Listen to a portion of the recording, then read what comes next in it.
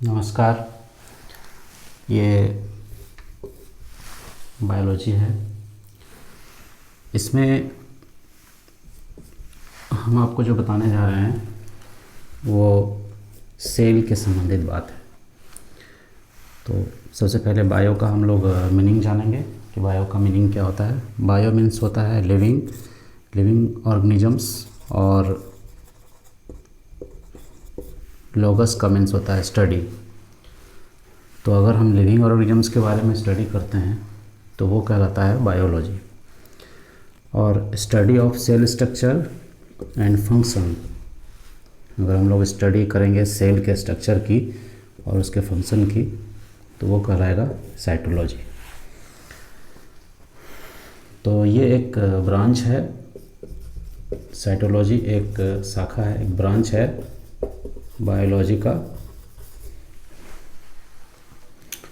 और इसमें हम लोग सेल के बारे में पूरा स्टडी करते हैं। अब चूँकि सेल की बात करेंगे तो सेल का मीन्स होता है यूनिट। अगर आपसे कोई बोले कि ये मकान किस चीज़ से मिल के बना हुआ है तो हम कहेंगे कि ये मकान जो है वो ईंट से मिल के बना हुआ है। इसका मतलब एक एक ईंट मिल करके और इस मकान का निर्माण किया है। उसी तरह से अगर आपको कोई कहे कि किसी भी एनिमल का या ह्यूमन का बॉडी जो है वो किससे बना हुआ है तो उसका यूनिट क्या है, आखिर कोई तो यूनिट बन के उसको मिल के बनाया होगा, तो उस वक्त नाम आता है सेल का। मतलब सेल जो है वो स्ट्रक्चर देता है किसी भी ऑर्गेनिज्म के बॉडी को। तो cell is the unit of life. तो किस तरह का लाइफ है, तो कहा गया कि all living beings composed of cells. और अगर देखें तो सेल जो है वो लिविंग बीइंग का स्ट्रक्चरल, यानी कि उसको आकार देगा, स्ट्रक्चर देगा, एंड फंक्शनल यूनिट होता है। अब इसकी खोज सबसे पहले जो किया था वो किया था रॉबर्ट हुक ने। रॉबर्ट हुक ने 1665 में डिस्कवर किया सेल को। वो भी एक कॉर्क सेल में देखा था। कॉर्क सेल जो था वो एक प्लांट का था हिस्सा, और वो एक डेड सेल था। बहुत ज़्यादा माइक्रोस्कोप डेवलप नहीं था, लेकिन लाइट माइक्रोस्कोप के प्रेजेंस में उन्होंने देखा और उनको जो दिखा वो था हनी कॉम्ब लाइक स्ट्रक्चर। मतलब मधुमक्खी के छत्ते की तरह उनको सेल दिखा। मधुमक्खी के छत्ते को जिस तरह से हम लोग देखते हैं तो जैसा दिखता है वैसा उनको जो है सेल दिखा। किनको? रॉबर्ट हुक को।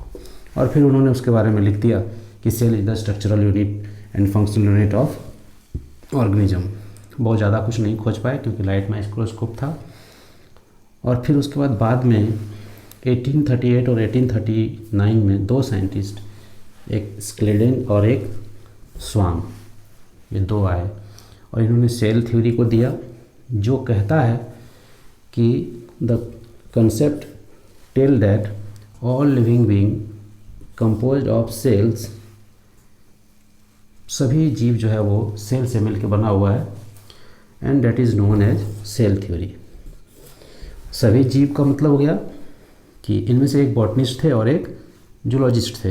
तो उन्होंने कहा कि प्लांट का भी फॉर्मेशन और एनिमल का भी फॉर्मेशन, दोनों का जो फॉर्मेशन हुआ है वो किससे हुआ है? सेल से हुआ है। तो अब अगर हम सेल के स्ट्रक्चर को देखते हैं तो ये एक एनिमल सेल को हम बनाए हैं। इसमें यहाँ पर न्यूक्लियस होता है और इस जगह पे क्रोमोसोम्स होता है। न्यूक्लियस के ऊपर दो लेयर होता है और बीच में गैपिंग होता है, जिससे कनेक्शन, उसकी ज़रूरी चीज़ जो है उसको वो साइटोप्लाज्म के साथ में कनेक्शन बना सके और उसका आदान प्रदान उसमें हो सके। यहाँ पर क्रोमोसोम्स होता है और इस जगह पर न्यूक्लियोलस होता है, जहाँ से राइबोसोम्स का जन्म होता है। और उसके बाहर इस तरह की स्ट्रक्चर होती है जिसको हम लोग एंडोप्लाज्मिक रेटिकुलम बोलते हैं। अगर एंडोप्लाज्मिक रेटिकुलम पे राइबोसोम्स लगा हुआ रहता है तो इसे हम लोग रफ एंडोप्लाज्मिक रेटिकुलम बोलते हैं, यानी कि शॉर्ट में उसको RER कहते हैं। और अगर इस तरफ नहीं लगा रहता है तो उसे हम लोग स्मूथ एंडोप्लाज्मिक रेटिकुलम बोलते हैं, यानी कि उसको शॉर्ट में SER कहते हैं। इसके बाहर साइटोप्लाज्म लगा हुआ रहता है। और भी बहुत सारे सेल ऑर्गेनेल्स इसमें होते हैं, जैसे माइटोकॉन्ड्रिया होते हैं। तो ये सिर्फ एक माइटोकॉन्ड्रिया जो है वो एक ऑटोनोमस ऑर्गन है सेल का। अगर इसको हम देखें तो इसके अंदर में इसके बाहर से 2 लेयर होता है, एक अंदर का और एक बाहर का। इसका अपना DNA होता है, अपना राइबोसोम्स होता है, सब कुछ होता है इसका। और ये हमारे बॉडी में ATP बनाने का काम करता है। तो इस तरह से और भी बहुत सारे ऑर्गन्स हैं सेल के, जिसके ऊपर चर्चा करेंगे, लेकिन ये इंट्रोडक्शन है सेल का और बायोलॉजी के स्टार्टिंग का। क्लास 9 के फर्स्ट चैप्टर में ये देखा जाता है।